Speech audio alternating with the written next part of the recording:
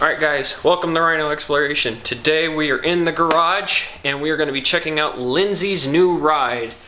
We just got it last week. We are very excited to show you guys what Lindsey got and the whole process that she went through to attain her car, because the vehicle she's got now was not the original vehicle that she was planning to get. And there's a whole story behind it, and this has been almost a month-long process to attain a car for Lindsey since we moved here. And in this video we are going to do a walk around of her car. We're going to show you what she got, why she got it, and the whole process that we went through from the original car she wanted to what she's got now. So stay tuned guys.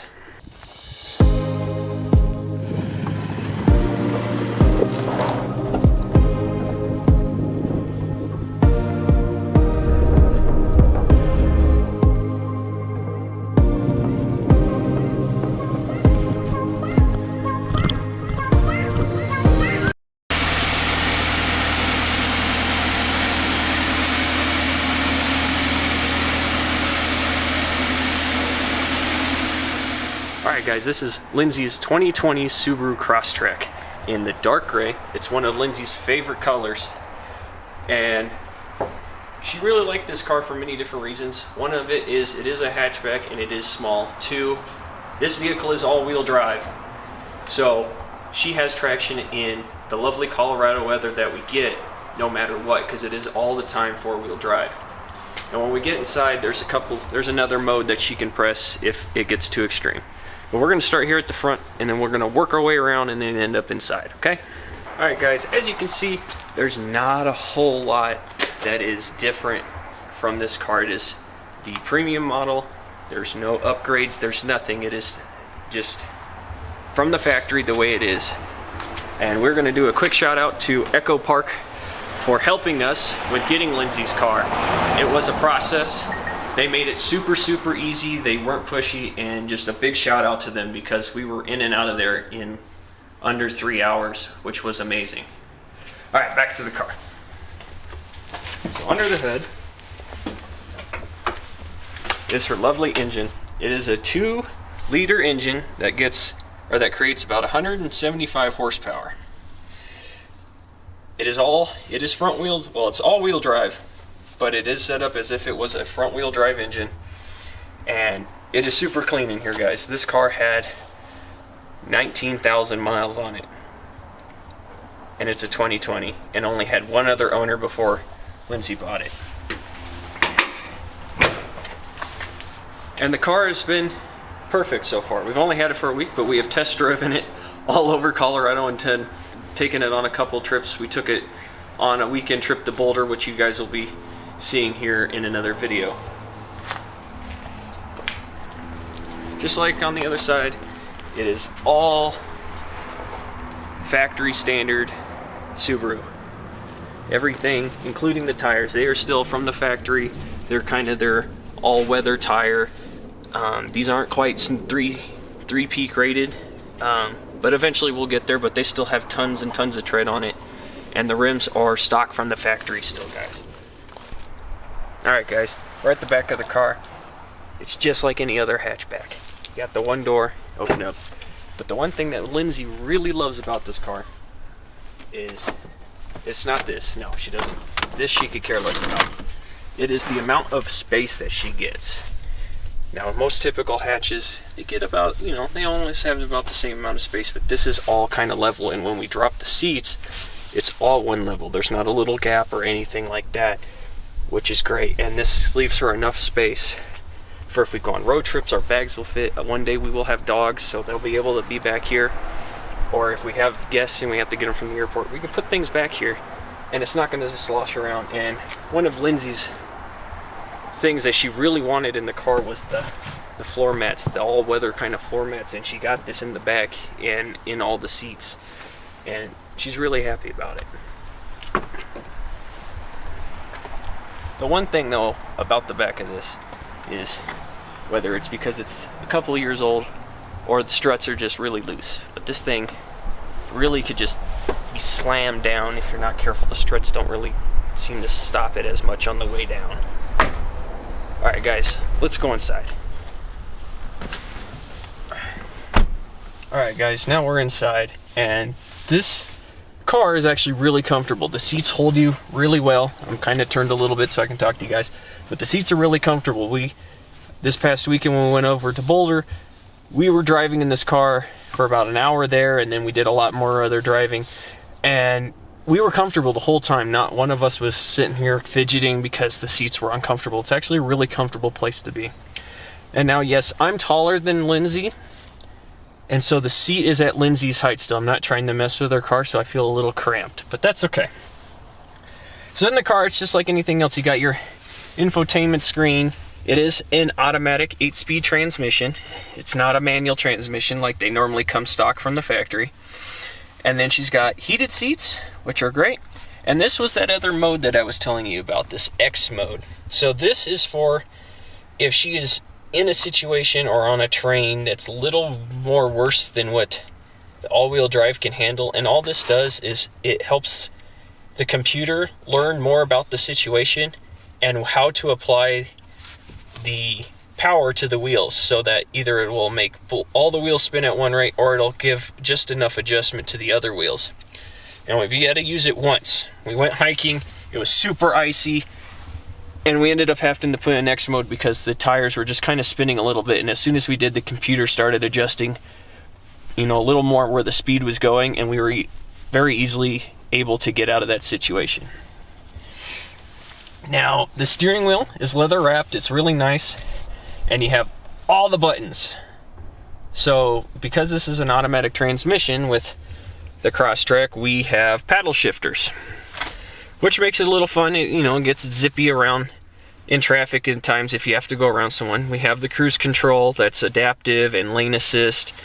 She has two different modes for the engine. She's got a sport mode and a regular just driving mode for it. So if she wanted to, she could be a little more peppy. And then you have the call and volume for the controllers, and then the menu buttons. Alright guys, before we go any further within the inside, because we got a few more things to show you. One of the things that I dislike the most about this car, and this is literally the one thing, is the steering wheel. It's not the steering wheel itself, it's a perfect size, it feels good in the hand. It's this big plastic piece that they have for the horn. It kind of just separates everything else out, and it just seems chunky. So when I'm driving it personally, I go to press things, or if I was just driving one hand and I wanted to press something, I feel like I'm hitting this plastic piece more than anything else, and it's really annoying to me. The other part about the steering wheel are the menu controls for the screen here in between the speedo and the rev limiter. It's right here. Which I get you're not trying to play with the menu while you're driving, but even sitting here and wanting to mess with it, you either need to be hand-eye coordination, which I'll be honest, I'm not the greatest with hand-eye coordination, or you got to sit here and pay attention because you got two different arrows going in two different directions and a button that says set. And until you mess with the screen, you really don't know what it's doing. And it just gets a little kind of frustrating, I guess, because you just have these buttons that you really can't see, unlike up here where you could easily kind of out of the corner of your eye. You physically got to look down to see these buttons down here. Otherwise, those are my, you know, complaints about the car, is the steering wheel and everything else. So I'm going to take the camera for a second. So also in this car, she's got the start-stop feature, and she's got the traction control off.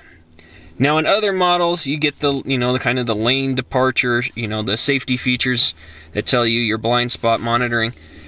But she doesn't have that in here. But what she does have is she does have the, hey, you're fading out of the lane, maybe you should go back, and holy crap, you're not going to stop and you're going to hit the car. So those are features that she has. They are a little annoying, but they do work. I personally get told a lot that I'm shifting lanes, whether it's because I forgot the blinker or because I was just not paying attention. One of the two.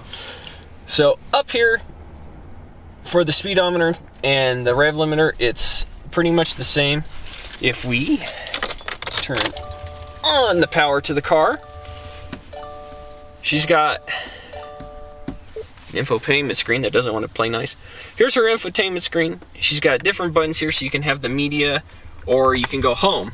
Now the home has different apps. I've got to look up to see if we are able to move some of these apps around, just because if you look, some of the apps are kind of in random spots, and then she's got a whole blank page.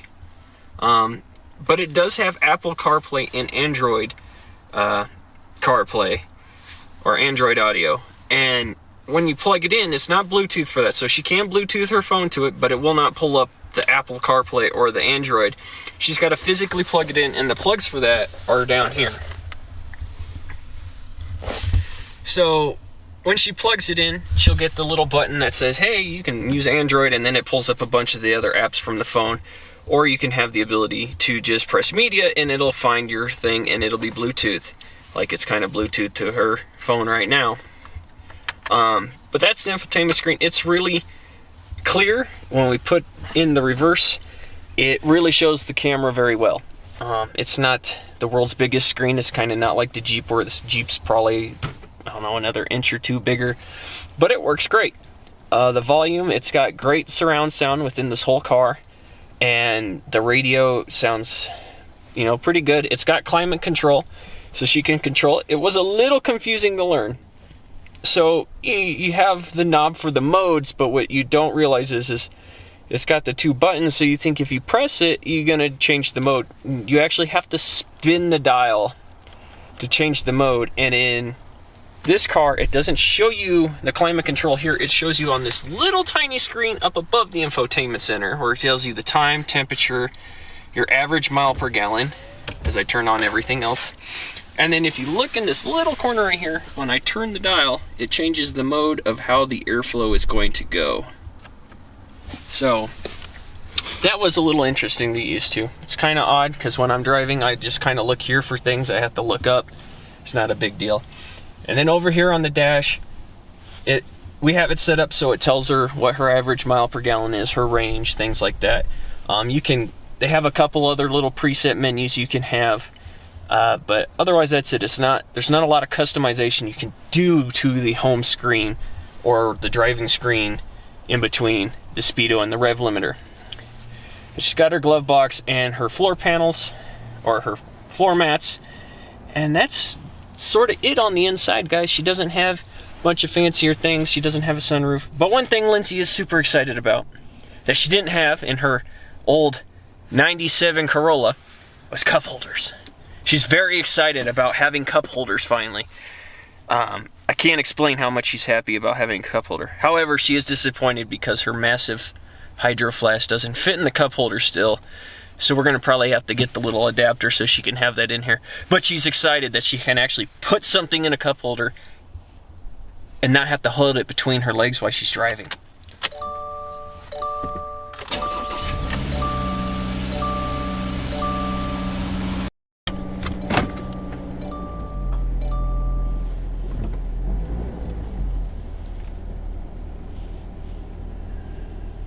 So remember how I told you there's a story behind how Lindsey acquired her car?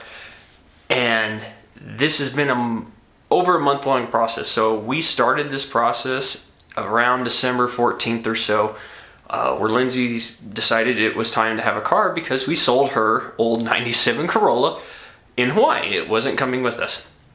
So she wanted a car. Well, here, a lot of the dealerships didn't have cars. They didn't really have any used cars that weren't outrageously overpriced, and to find a new car, you literally had to order it. Otherwise, it was impossible. Dealers didn't have any. Everything has got to be ordered nowadays. So what we ended up trying was Carvana, and this was before we really understood about some of the issues that Carvana was having, but they made it really simple to do. And the whole concept behind Carvana, you go into Google, you type in Carvana, you click on it, and it pulls up all these different cars that you can browse through and order. So originally, Lindsey wanted a Honda HRV. Where's the HRV? Here it is, HRV. And then you get all these different things. Well, originally when we did it, this date was the next week. So she tried to get it on the 14th. It said it would be there the following Monday. Great. Super quick and easy. And actually, this is the car that she was looking at. Right here. It's funny because it's back on here. But yeah, so she went through the whole process, did it. It was super easy. You know, ordered the car, was able to do her down payment, everything. They were going to ship it because it was actually coming from Salt Lake City, and they were going to ship it over here, and it was supposed to be here within a week. Fantastic. You get to try it for 7 days. You don't like it, money comes back, everything else. So she ordered it. Well, this date right here, the Saturday before it was supposed to come, she gets an email saying it's being pushed back due to the weather, which for us became understandable. That's when we had that freakishly weird cold snap, and then we got over 14 inches of snow. Okay, acceptable, we understood. We had to wait about another week. Well, that next Saturday came. She's very excited. We're out exploring in downtown Colorado, in the Rhino District, and she gets another email saying that the date's being pushed back another week. This is now 3 weeks of not having a car that she has put money down for, and that wasn't coming. And so when she called them, she said that it was in transit, but they had to stop due to the weather. Though none of the freeways were closed, nothing, there was like really no reason for there to be any issue with the car getting here. So Lindsey had to make up her mind. She could easily say, I'm done with this, and get a full refund of her money, and we'd find another car, or she could hold out and wait. And she debated about this because the Honda that she was looking at, she really liked. But in the end, she decided that she didn't want to wait anymore. She wanted the car, and we were going to find one. So that's what we did. So we started browsing for cars. You know, we went to Google, and then I started looking for cars, and I came across Echo Park in my browsing. Now, I've never heard of Echo Park. I haven't bought a car since the Jeep. And so I looked into them, and I was like, oh, this seems to be an actual, you know, pretty good dealer in the way they do their business. And their business model is, you know, the price that's there is the price that's there. It's not going to change from online when you go in. There's no added fees or anything like that. The price is up front. And so when I went there, I was able to search for the kind of car. So she had brought in her Spectrum from Honda because she knew that there were no used Hondas here that she wanted, that were all-wheel driving in and had lower miles. There just weren't. So we searched for Mazda, we searched Subaru, we searched Toyota, we searched a whole slew of vehicles, and it was up to Lindsey to figure out which one she liked. And I don't know why this just appeared on my screen, but it needs to go away. Alright, but she had to make the decision on what vehicle she wanted. So she decided that she wanted a Subaru, and she didn't want an Outback. She didn't like the whole station wagon look. And the Foresters, to her, just seemed chunky. So we found the Crosstrek. And, you know, they have this feature. You can, you know, they have so many dealers across different states that you can actually order a car there, kind of like Carvana, and they'll ship it over for a small, you know, for a certain fee. But we said no more shipping cars. We're finding one here in Colorado. So we did, and we searched it then. And they have 3 different locations here in Colorado. They have one in the Springs, one in Centennial, and one up in Thornton. And the vehicles that she found, there was like, at the time, there was 6 different vehicles up in Thornton that were all Crosstreks and all had pretty low miles. So that's what she wanted to go with. And so we went up there, and we were able to find a car. And we'll take this car, for example. You click on the car. We found it online. So we clicked on the car, we found it online. She was able to search it or look at it because they have this cool feature once this loads that you can spin the car kind of like Carvana. You get a 360 view of the car. You can click through pictures. You can see, you know, what the inside looks like.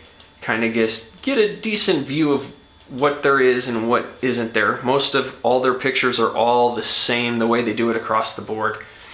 So you get to see it. Well, when you scroll down, you know, you see up here at the top, you get their asking price. And then you scroll down, you get the features of the car, how many miles it's got, all-wheel drive, automatic, all this other information. And this kind of gives you the highlights. You can see more details about what's in the car and what it is. It's all very similar to Carvana, but they're more successful, obviously. But when you scroll down here, you get what the financial price would be, and then you get what the cash price out the door would be. And this is what the tax included, this final price. That is what they would ask for. It's not higher, it's not lower. Now, don't get me wrong, they have, you know, their warranty plan, which actually was really good. They do have their warranty plan. They do have some other little features like other dealers do that you can add on. They weren't mandatory. You could add them on or choose not to. And so she really enjoyed the process, and they made it super easy. So we got there. We made an appointment. We got there. We got to talk to, if you will, the car dealer that was helping us out, or the person. I prefer person because he really wasn't like a car dealer. He wasn't trying to sell us on a car. We told him what we wanted to look at and which ones, because he pulled them up on his company iPad, and we told him, and he brought us the keys. He went and showed us where they were, and he just basically said, I'm leaving you guys to it. You get to test drive them. You get to do, you know, look around them, all this. Here's the route that we have for test driving. When you find the one you want, park it up front. Come, you know, send them a text message, find them, and we start going through it. So we looked at 4 of them. They had the dark gray one and 3 white ones. Well, not all the cars are perfect. They all are used cars, you know, various in owners and the degree in which they were used and abused. And I say used and abused because some of them were only 3 years old and they looked like they were 10 years old and had been beaten with a stick. In one of them, the middle console, I could literally shake it loose and it just, yeah, no, that should not happen in a new car. But we test drove the gray one. We looked at it. I did all the inspections to it that, you know, I have my own personal kind of checklist that I go through, and she found that she liked that one the most. So we went in and the whole process begins. Now, you know, they give you, whether you're financing it or if you're buying it outright, you know, they give you time to acquire that day to acquire, if you were to buy it, the cashier's check, because you could either pay with a credit card, cashier's check, that was it. Or I think it was also a PayPal, but that was it. They don't do bank transactions, like transfers, none of that, because of how fast they move the cars, or you can finance it. This whole process from the time we started to the time we ended was 3 hours. We weren't there any longer, we weren't there any less. It was 3 hours. And the longest part was just the paperwork aspect of it, waiting for their financial people to write up all the things and make sure, you know, they bring it out, make sure everything's correct, and then you continue on from there. And it was super simple. Now, at one point did we feel like we were being, you know, rushed, trying to be sold anything? Nothing. And it was great. And it was a really relaxed environment for a car dealer and just a really good experience. I've never had that at a car dealership, to where I didn't feel like they were trying to sell me on a bunch of things that I just didn't need. It was just, here's the car, this is our price. If you like it, great. If you don't buy it. So yeah, that was the process of Lindsay acquiring her car, and it was just really good. And in the end, she was able to get a full refund back from Carvana because she just had enough of it. They refunded her the shipping of the car, the whole car payment, everything. So that is how Lindsay came to have her 2020 Subaru Crosstrek. Thanks for joining us today, guys, here in the garage, checking out Lindsay's brand new car. It was great showing you guys around. If you haven't been to the channel before, go check out some of our other videos. Please like and subscribe. And if you have any comments, please leave them. I read all the comments, and I love feedback. So thanks for watching, guys. We'll catch you next time.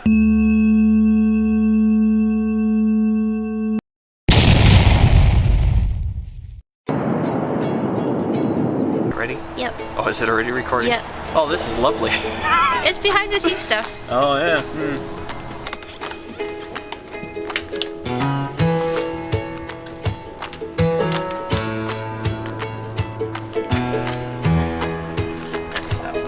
Plastic thing in the middle for the horn. One moment.